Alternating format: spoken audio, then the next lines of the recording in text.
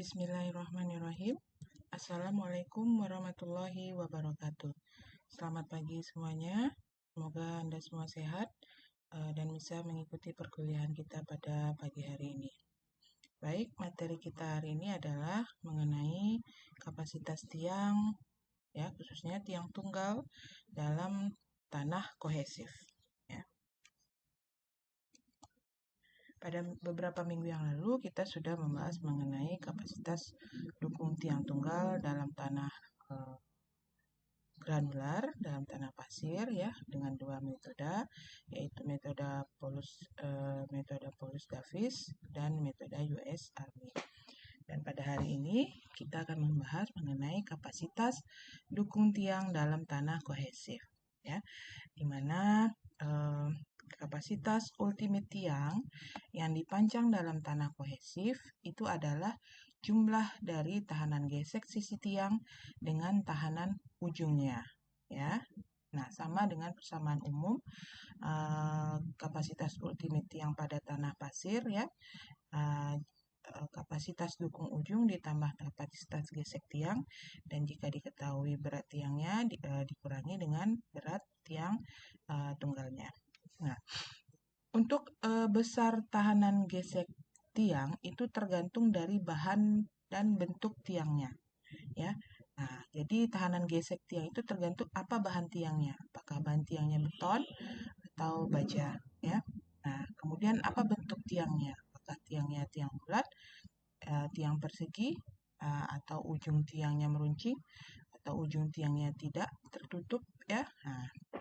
Nah, umumnya bila tanah homogen, tahanan gesek dinding yang berupa adhesi antara sisi tiang dan tanah itu akan berpengaruh besar pada kapasitas ultimate-nya, ya. Jadi pada lapisan tanah kohesif ini, terutama kohesifnya homogen, ya, itu tahanan gesek dinding tiangnya itu yang sangat berpengaruh besar terhadap kapasitas ultimate.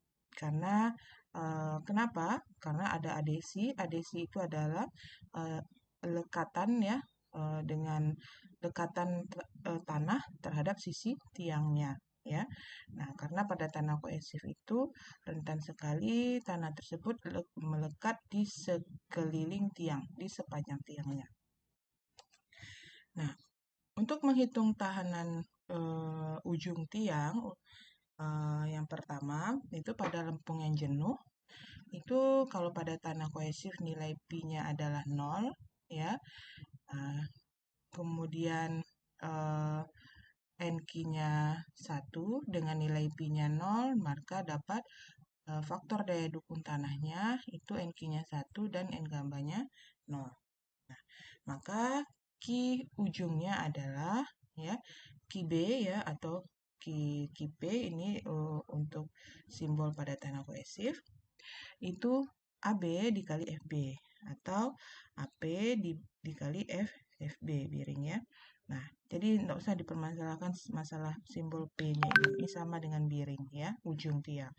Maka QB sama dengan AB dikali FB-nya itu adalah CBNC ditambah PB. Nah, QP atau QB itu tahanan ujung bawah ultimate, ya. Itu AB-nya luas penampang ujung bawah tiang, CB-nya kohesi pada kondisi tak terdrainase atau pada kondisi undrain tanah pada ujung tiang. Berarti kohesi di tanah di ujung tiang. NC faktor kapasitas dukung, di mana NC sama dengan 9 itu dipakai jika L per D-nya besar dari 5. Jadi Anda bandingkan berapa panjang tiang dibanding dengan diameter tiang atau lebar tiang. Jika nilainya besar dari 5, maka NC-nya dipakai 9. Kemudian Q0 itu adalah tekanan overburden ujung bawah tiang. Ini sama juga dengan PB, ya. Dan delta itu sudut gesek antara sisi tiang. Ya, sudut gesek antara sisi tiang dan tanah. Oke. Sekarang untuk tiang dalam tanah lempung lunak itu sampai dengan sedang biasanya nilai tahanan ujung tidak begitu besar. Sehingga metode-metode hitungan kapasitas dukung tiang pada tanah kohesif itu umumnya lebih ditujukan untuk menentukan tahanan gesek tiang atau QS. Nah, jadi tahanan gesek tiang itu apa rumusnya? AS dikali CD. Yaitu AS itu luas selimut tiang, ya, keliling tiang dikali panjang. Kemudian CD itu adalah adesi antara dinding tiang dengan tanah di sekitarnya, di mana CD itu rumusnya adalah alfa kali CU. Alfa itu adalah faktor adesi, ya, dan CU itu adalah kohesi tanah tak teralirkan rata-rata di sepanjang tiang. Jadi kohesi tanah, ya, tanah yang kondisinya jenuh itu di sepanjang tiang. Misalnya berkedalaman tiang itu nilai CU-nya, kalau CU-nya berbeda pakai nanti diambil nilai CU yang rata-rata. Kemudian untuk tiang yang berdiameternya tidak seragam di sepanjang tiang, artinya untuk tiang yang meruncing di ujung, itu nilai QS-nya adalah yang nilai QS tadi yang ini ya, alfa CU kali AS, maka alfa CU kali AS ini kita kalikan dengan FV. FV ini apa? Faktor pengaruh bentuk tiang. Kalau tiangnya diameternya seragam, maka FV-nya nilainya 1. Kalau tiangnya yang meruncing, FV-nya nilainya 1,2. Nah, jadi dari bermacam rumus ya, alfa ini ada diteliti oleh beberapa peneliti, Peck 1958, kemudian Woodward 59, Boitano, Tomlinson 63. Nah, jadi beberapa macam rumus daya dukung friksi ini yang terkenal adalah itu cara alfa, cara lambda dari Vijay, Vergia, dan Fogg, dan cara Tomlinson. Baik, kita akan membahas ya, kalau kapasitas ultimate pada tanah kohesif, ini yang lebih berpengaruh adalah kapasitas gesek tiangnya atau QS-nya. Jadi, untuk menghitung kapasitas gesek tiang ini, ada beberapa macam rumus daya dukungnya yang terkenal kita yang umum dipakai ya, itu ada 3. Jadi kita akan mempelajari ketiga cara rumus daya dukung friksi ini. Itu cara alfa, lambda, dan Tomlinson. Baik, untuk cara yang pertama yaitu cara alfa. Nah, untuk menentukan tahanan gesek tiang yang dipancang di dalam tanah lempung, kita gunakan faktor adesi atau alfanya ini dari MC Cleland tahun 1978. Jadi, untuk perbedaannya, cara alfa ini, faktor adesi alfanya itu kita pakai grafik gambar yang ini, yang sebelah kanan ini, dari McClelland, ya.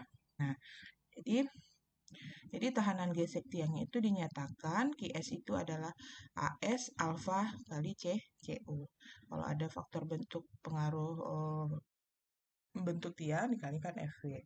Nah, jadi di sini alfanya ini dari mana? Alfanya ini dari grafik ini yang di sebelah kanan. Di mana nilai sumbu X-nya nilai CU-nya diketahui, sumbu Y-nya itu adalah alfa yang akan kita dapat, ya. Maka di sini misalkan nilai CU-nya 50 misalnya atau 25 ya, mulai dari 0, 25, 50 sampai 175, dan ini ada beberapa peneliti. Pertama Peck, kemudian ini Woodward, ya, Woodward, kemudian ini Tomlinson, dan kemudian ini Caricel. Nah, jadi di sini ya kita bisa memakai salah satu peneliti yang mendapatkan nilai alfanya ya. Nah, jadi misalnya nilai alfanya pakai yang Woodward yang garis menerus ini ya. Kalau 50 tarik ke sini, tarik ke berapa alfanya? Tarik ke kiri ya. Nah, di sini dia nilainya. Jadi dari 0, 0,2, 0,4, 0,6, 0,8, pas di sini berapa nilainya? Sekitar 0,83 misalnya ya. Nah, maka itu nilai alfanya 0,83, itu sama dengan CD per C. Kemudian untuk cara lambda, cara ini khusus untuk tanah kohesif, ya. Ya, QS-nya itu adalah AS dikali lambda dikali penol aksen ditambah 2C CU. Ya. Jadi lambda ini apa? Koefisien tanpa dimensi dari Vijay Vergia dan Vogt tahun 1972. Kemudian penol aksen ini apa? Tekanan overburden efektif rata-rata yang diambil dari ujung tiang bawah sampai ke permukaan tanah. Ya, ambil tekanan overburden efektif rata-rata dari ujung bawah sampai ke permukaan tanah. Kemudian ini sama dengan kita menghitung nilai tekanan overburden waktu di yang sudah saya jelaskan sebelumnya ya, ambil nilai rata-ratanya per kedalamannya. Jika lapisan kedalamannya berbeda-beda nilai gamanya ya. Nah, kemudian CU-nya ini kohesi tak terdrainase rata-rata di sepanjang tiang. Juga kohesi yang rata-rata. Kalau kohesinya berbeda per lapisnya juga ambil yang rata-rata. Kemudian AS ini luas selimut tiangnya. Nah, untuk tanah yang terkonsolidasi normal atau tanah NC, lambdanya itu adalah 0,178 dikurangi 0,016 ln Pi3 ya. Nah, Pi3 itu apa ya? Nah, untuk tanah yang terkonsolidasi berlebih atau overkonsolidasi, lambdanya itu 0,232 dikurang 0,032 ln Pi3, di mana Pi3 ini rumusnya. Pi kali D kali F max kali LE kuadrat per AEU. Di mana lambda itu adalah koefisien yang merupakan fungsi dari penetrasi tiang. Nah, di sini lambda. Lambda itu dari grafiknya ini ya. Fungsi penetrasi tiang ya, penetrasi tiangnya sumbu Y, lambdanya sumbu E. Kemudian F max itu gesekan puncak diambil sama dengan CU rata-rata. Kemudian LE itu panjang tiang yang berada di dalam tanah. Kemudian A luas penampang tiang. E itu modulus elastisitas bahan tiang, tergantung bahan tiangnya beton atau baja, berapa modulus elastisitasnya. Kemudian U perpindahan tiang yang dibutuhkan untuk diambil 0,1 inci, yaitu 0,0025 meter. Dan ini nilai koefisien lambdanya untuk beberapa kedalaman ya, dalam variasi kedalaman yang berbeda dari Vijay Vergia. Ini di buku ada ini ya, di buku pondasi 2-nya. Nah,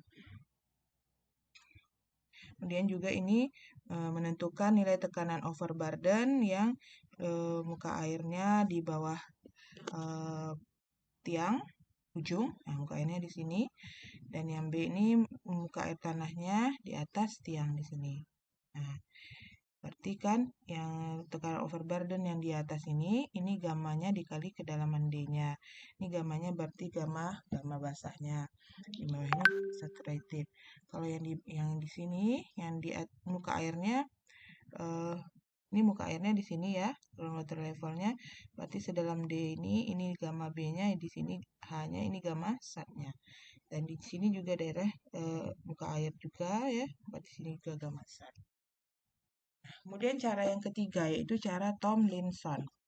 Jadi tahanan gesek tiang itu untuk cara Tomlinson, QS itu adalah AS kali alfa kali CU ya. Di mana alfa CU itu kan sama juga dengan nilai CD. Itu adalah adesi antara tiang dan tanah sekitarnya. Kemudian alfa itu adalah faktor adesi diambil dari gambar 3 berikut. Ini dia. Jadi alfanya itu kita ambil dari gambar yang ini. Faktor adesinya di sumbu Y, faktor sumbu X-nya itu CU. Ini ada 3 kasus 1, kasus 2, dan kasus 3. Nah, untuk kasus 1-nya ini pasir atau pasir berkelikir ini di atas, di bawah permukaan dan beberapa meter ke bawah. Kemudian dari beberapa meter ke bawah sampai ke ujung tiang itu tanahnya lempung. Itu kasus 1. Untuk kasus 2, dia seluruhnya seragam lempung, tapi lempungnya di atasnya lempung lunak, di bawahnya lempung kaku. Kemudian yang kasus ketiga, lempung sedang sampai lempung kaku dari permukaan sampai ke ujung tiang. Nanti saya lanjutkan di sini dulu ya. Nah, jadi untuk faktor adesi yang Tomlinson 1977 itu memperhatikan pengaruh bentuk-bentuk lapisan tanah ya. Jadi dengan cara Tomlinson ini bedanya adalah untuk mencari QS alfanya ini. Alfanya itu dari grafik ini tergantung kasusnya apa. Kasus 1, kasus 2, dan kasus 3. Nah, lihat dulu lapisan permukaannya termasuk jenis kasus apa dia. Apakah dia kasusnya 2 atau 3 misalnya ya. Misalnya dia kasusnya 2 misalnya ya. Lempung lunak dan lempung kaku ya. Nah, jadi lihat di sini kalau misalnya CU-nya berapa ya. CU-nya, kemudian di sini ada dua kurva, di mana kurva yang pertama ini L-nya sama dengan 10D, misalnya kalau dia diameternya 50 cm dikali 10 kan, 10 kali 0,5 misalnya 5 meter, panjang tiangnya juga 5 meter, kalau sama tarik ke kurva yang di sini. Kalau lebih dari itu, nah, besar dari 20D, maka tarik yang kurva di atas. Nah, kalau CU-nya 50, tarik ke sini, tarik ke sini. Ini faktor adesinya 0,75 dan paling maksimum itu faktor adesinya 1. Begitu juga dengan kurva dua kasus lainnya, juga sama cara membacanya. Sehingga mendapatkan nilai faktor adesi. Nah, itu sudah 3 cara, 3 metode untuk menghitung nilai kapasitas gesek di tiang. Karena gesek tiang ini yang mempengaruhi terhadap kapasitas ultimate pada tanah kohesif. Sehingga nilai kapasitas ultimate pada tanah kohesifnya itu adalah kapasitas ujung tiang ditambah dengan kapasitas gesek tiang dikurangi dengan berat tiang. Karena berat tiang mendekati sama dengan berat tanah yang dipindahkan akibat adanya tiang, ya, karena tanahnya kohesif ini, maka berat tiang ini PP sama dengan AP dikali Q0. AP ini adalah luas penampang tiangnya, ya, penampang ujung bawah tiangnya, ya. Kemudian Q0 ini adalah tekanan over burden-nya, ya. Nah, ada di sini ya. Oke.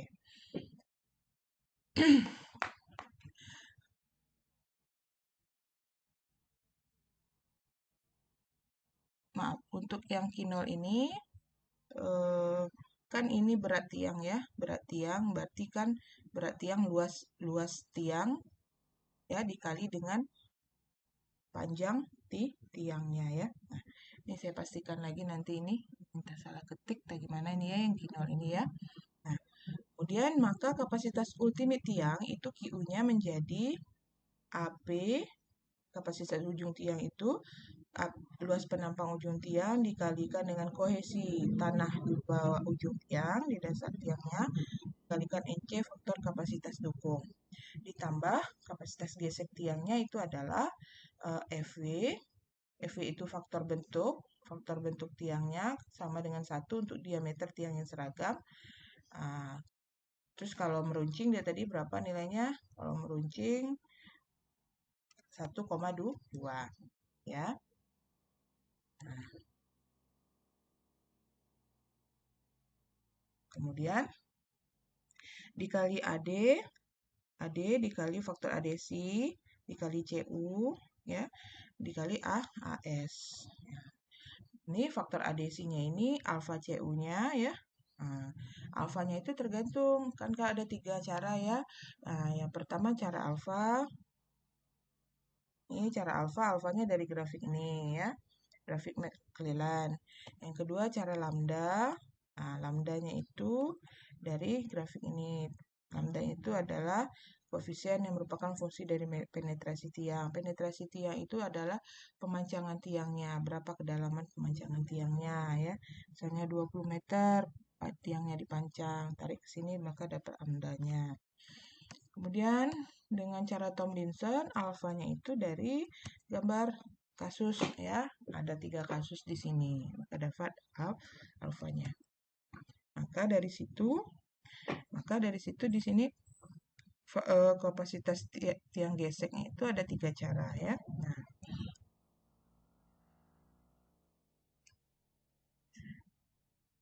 oke, ini contoh soal. Misalnya seperti ini. Ada tiang beton panjangnya 15 meter. diameternya 0,45 meter, akan dipancang menembus tanah lempung dengan kondisi sebagai berikut. 0 sampai 5 meter lempungnya gamma 1 aksennya 10 kN per meter kubik, CU1-nya 30 dan PU1-nya 0. Terus kedalaman 5 sampai 25 meter lempung yang lapis keduanya itu adalah gamanya 13, CU2-nya 40 dan PU2-nya 0. Pertanyaannya, pertama, hitunglah tahanan ujung ultimate. Yang kedua, hitung tahanan gesek ultimate dengan menggunakan alfa, lambda, dan Tomlinson. Dan yang ketiga, hitung kapasitas dukung ultimate netonya. Pertama, kita hitung tahanan ujung ultimate QB. Ya, dimana QB itu adalah rumusnya tadi yang di sini. QB sama dengan AB kali CBNC ditambah PB. Oke, QB sama dengan AB dikali CB, koesi di ujung tiang, NC, ya, dikali NC ya. Nah, kali NC. Ini ya.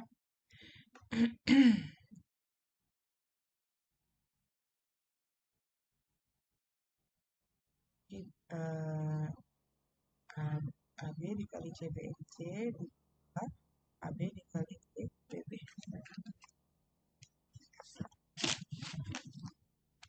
Nah, jadi gini ya. QB tadi kan rumusnya adalah ini. QB itu kan rumusnya AB kali CBNC ditambah PB. Ini kalau dikali ke dalam, AB kali CBNC ditambah AB kali PB. Nah, karena ya, ketika kita ngitung kapasitas ujung tiangnya, karena berat tiang itu mendekati sama dengan berat tanah yang dipindahkan akibat adanya tiang, maka berat tiang itu sama juga dengan AB kali PB. AP di sini luas penampang ujung tiang kali Q0 ini sama juga dengan PB, sama juga dengan tekanan overburden di ujung tiang. Jadi, ketika kita masukkan ke sini, ke Q ultimate-nya sama dengan AB kali CBNC, ini ditambah, ini kali ke dalam, AB kali Q0, itu ditambah ini QS, dikurang WP-nya ini sama juga dengan AB kali Q0, maka AB kali Q0 ini dikurang ini habis. Maka tinggal QU-nya AB kali CB kali NC ditambah FB kali AD kali CUAS kali QS. Itu dia penjelasannya. Oke, lanjut kita bahas contoh soal. Sehingga tahanan ujung tiangnya QB sama dengan CBNC kali C di ujung tiang. C-nya di ujung tiang ini, di dalam hal ini di ujung tiang itu CU2. Nah, itu di hasilnya adalah 0,16. AB itu adalah tiangnya tiang bulat, berarti tiang bulatnya 1/4 pi D kuadrat.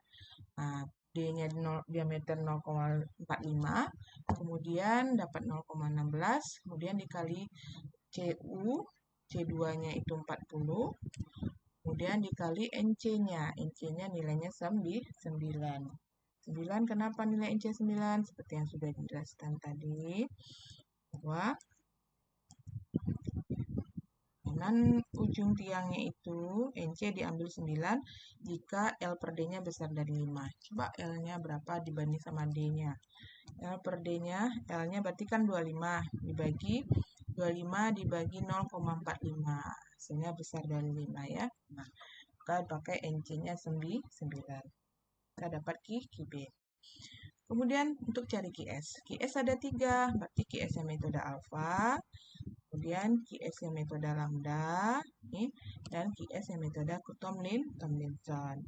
Nanti kesimpulannya metode alfa QS-nya berapa, metode lambda QS-nya berapa, metode Tomlinson-nya QS berapa.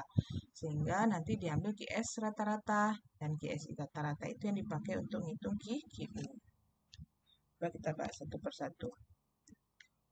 Untuk yang metode alfa, ya, metode alfa itu tadi rumusnya adalah, ya, metode alfa kita pakai yang ini. Nah, rumus QS-nya adalah AS kali alfa kali CU. Berarti AS-nya, luas selimut tiangnya itu tergantung per lapis lempungnya. Lempung yang 5 meter pertama dengan lempung 20 meter berikutnya. Kemudian alfanya juga, alfanya dari sini tergantung nilai CU. CU-nya juga 2, 30 dan 40. Kemudian yang 30 berapa alfanya, yang 40 berapa alfanya. Ya. Nah, caranya ini pembahasannya ada di sini. Jadi pertama, untuk cari QS itu adalah alfa CU AS, sigma, sigma alfa CU AS. Sigma itu per kedalaman, ya. Jadi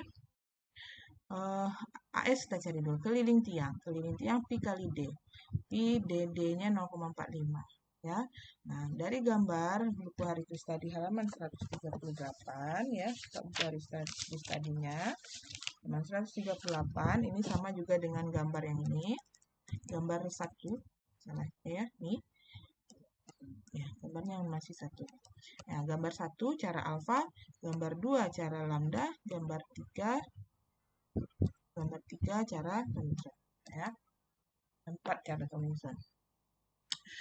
Kemudian dari gambar 1 dengan memilih kurva Tomlinson. Nah, kita pilih kurva Tomlinson. Berarti nilai CU1-nya 30 berapa alfanya? CU2-nya 40 berapa alfanya? Yang Tomlinson ini dia. Yang ini ya, nih. CU yang 30 berapa alfanya? CU40 berapa alfanya? 30 plot ke sini ke Tomlinson, dapat ke sini ini alfanya.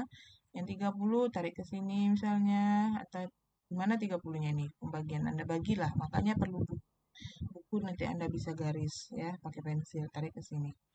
Maka yang CU-nya 30 nilai alfanya lebih kecil daripada yang CU yang 40 nilai alfanya lebih kecil daripada CU yang 30.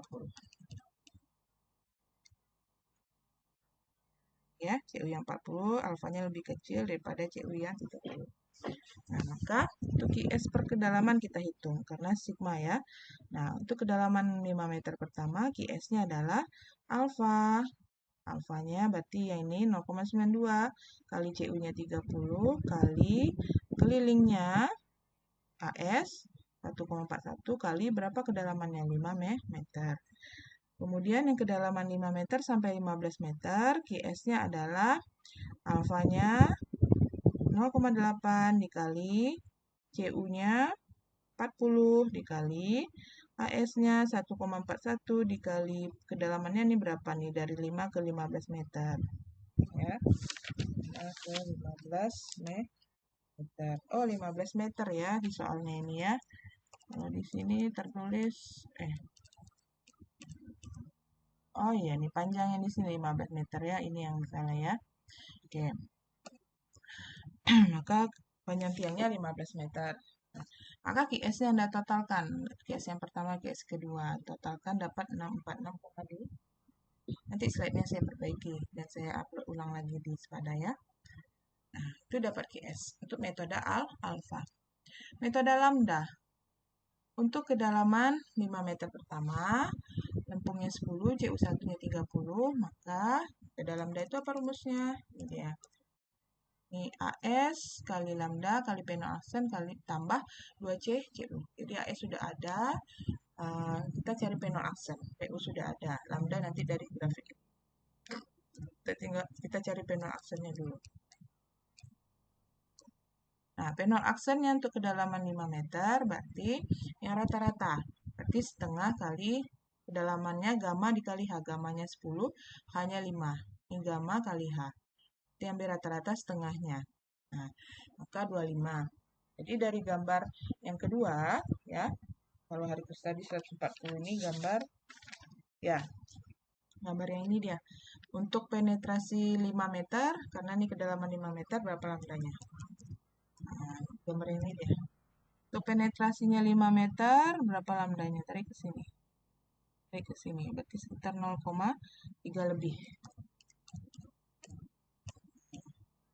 Jadi sekitar 0,3 lebih ini dia.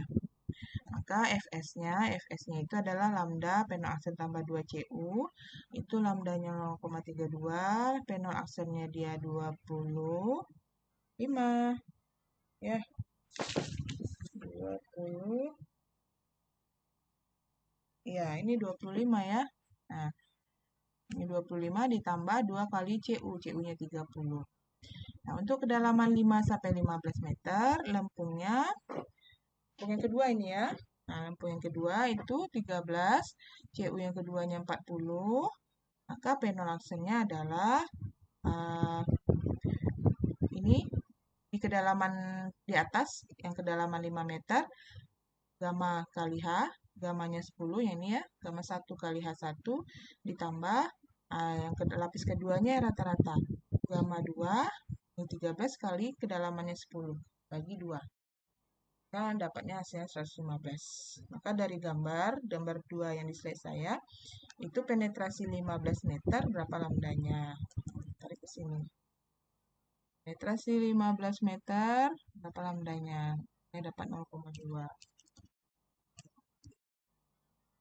Dan 0,2 ya.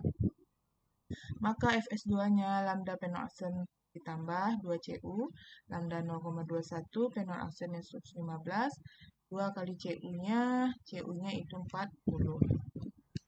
Maka dapat QS-nya adalah AS kali Fs. AS-nya 1,41 kali panjang kedalamannya 5 meter, kali Fs1-nya 25,6. Ditambah AS kali Fs, AS-nya itu yang kedalaman 10 meter, kali kelilingnya, nih, kelilingnya itu adalah 1,41, kali kedalamannya 10 meter, kali Fs yang 2-nya 40,9. Hasilnya 7 kali lah. Nanti ini mohon maaf ya, slide-nya banyak yang salah tulis nih. Nanti saya perbaiki, nanti slide-nya saya posting submit lagi di sepadan.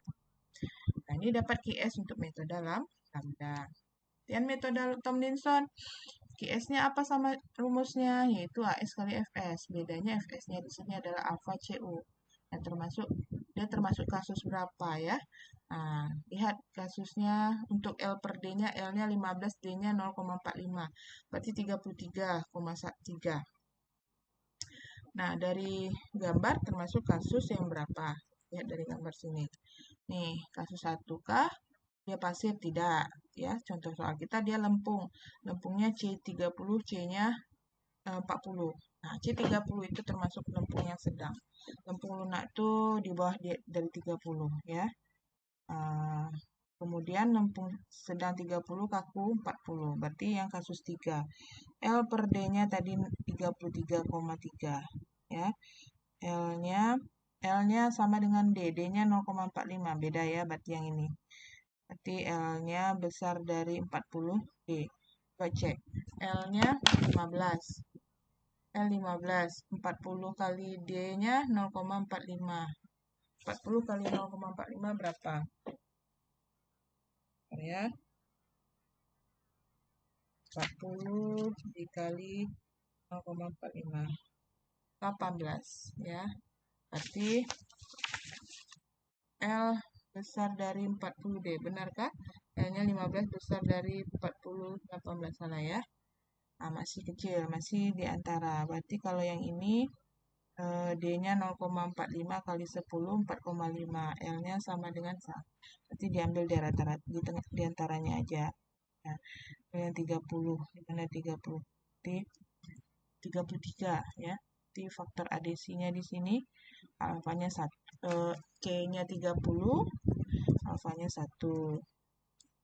Ini C-nya 30, alfanya 1 di sini ya.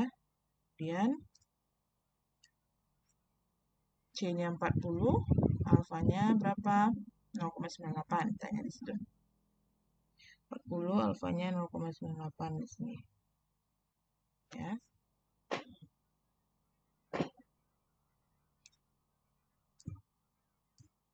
Oke, jadi Fs-nya alfa kali CU, alfanya 0,98 kali CU-nya 40. Jadi maka QS sama dengan sigma AS kali Fs, sigma AS-nya kelilingnya kali kedalaman, dikali Fs-nya yang pertama 30, ditambah yang lapis keduanya keliling kali kedalaman, kali Fs2-nya 39,2.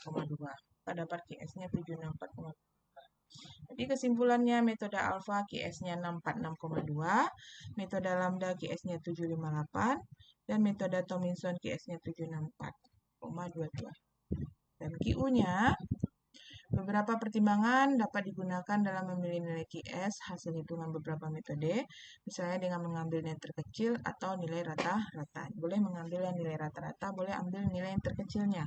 Ya, jika diambil nilai rata-rata, maka QS-nya 722,81 dan jadi kapasitas ultimate tiangnya adalah QB ditambah QS, tidak dikurang WP lagi karena sudah dikurangi dengan ABPB tadi. Terus penampang ujung tiang kali tekanan overburden ya di ujung tiang itu dianggap sama dengan berat tiang. Maka QU sama dengan 780,41 kN. Oke, sekian penjelasan saya tentang materi hari ini.